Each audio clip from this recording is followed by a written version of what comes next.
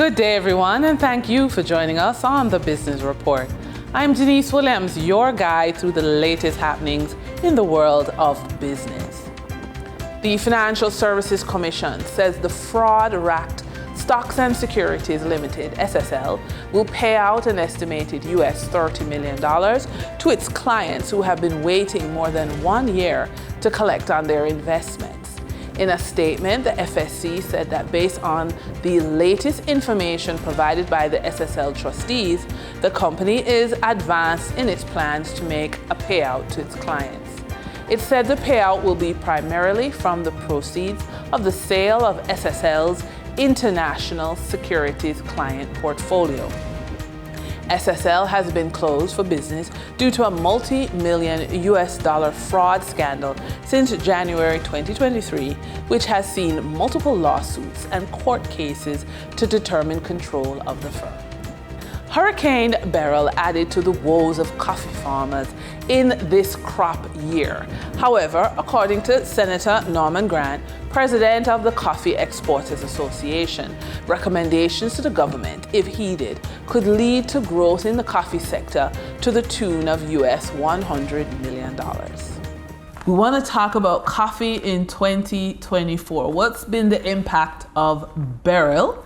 And after that, we want to talk about what's your projection for the next 5 years? Yeah, well, the combination of Beryl and the rainy season the year before, which was in September, led to a loss of berries from the trees. Coffee berries. Coffee berries from the trees, with a farm gate value of close to $1 billion. $1 billion Jamaican dollars just gone? Just gone like that. The rain was 60,000 boxes. Beryl was somewhere in the region of 20,000 boxes. We're currently paying $10,000 a box to our farmers.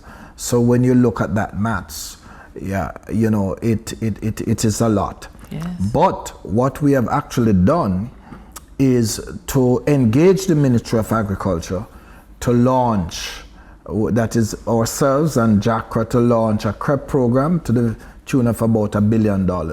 Which is an injection in the coffee industry of about $200 million per annum in the form of fertilizer, seedlings, training of farmers, and just building capacity within the sector, which includes some maintenance of some of the farm roads. And we believe that that could move the current production of 220 to 240,000 boxes to about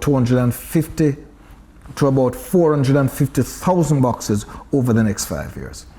That could lead to the increase of export from about 25 million with an incremental increase of about 2.5% over the next 10 years to generate about $100 million US per annum. And we think that that is a game changer. The minister and JACRA, we're really looking forward to roll out that program because we believe that it's going to benefit the 5,000 coffee farmers, the 102,000 farm families. It's going to generate tremendous income for the coffee sector and for the wider economy.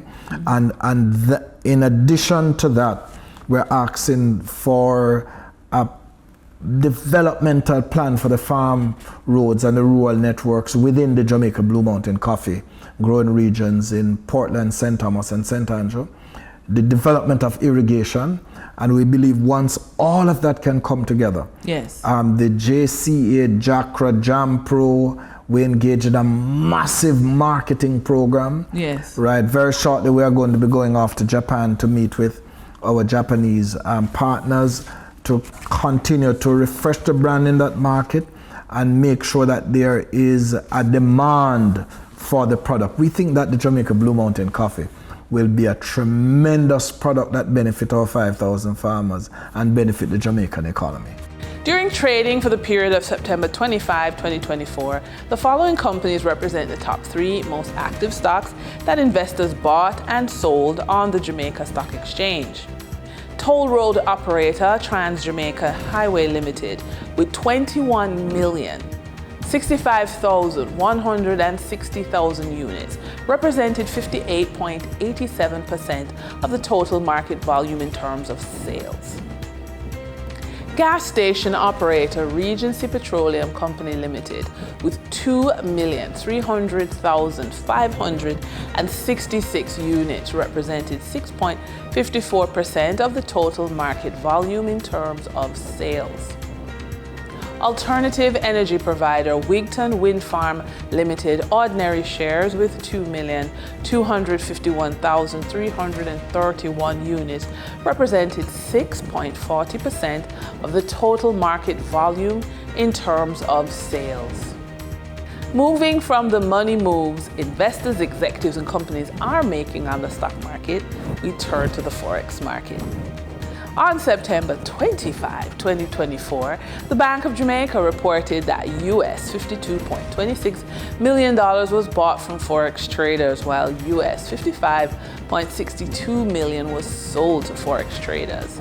Buying directly from the Bank of Jamaica, foreign currency traders sold the US dollar for $158.72 and bought the US dollar for $157. The difference between the buy and sell rate was $1.72, which represents a profit for Forex traders for every US dollar traded. Canadian Forex traders earned a trading profit of $6.14 from transactions with the Bank of Jamaica. The Canadian dollar was sold at $117.89 and bought for $111.75. For traders looking at the British pound, they pocketed a profit of $6.99, selling it for $210.66 and buying it for $203.67.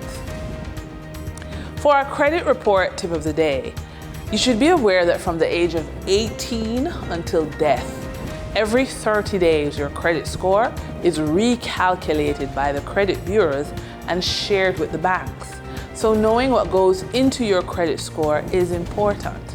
Paying bills on time accounts for only 35% of your credit score, but it's not the only way to strengthen your financial standings. We want to give you 2 more ideas to boost your credit score and open the door to better financial opportunities.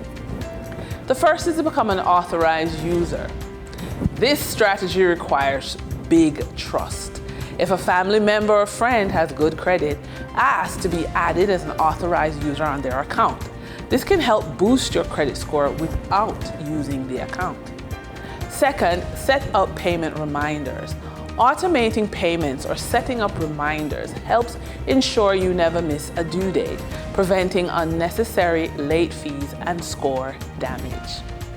And with that, we wrap up today's business report. I'm Janice Williams. Appreciate your company. Stay well informed, stay ahead of the curve. Until our next update, take care.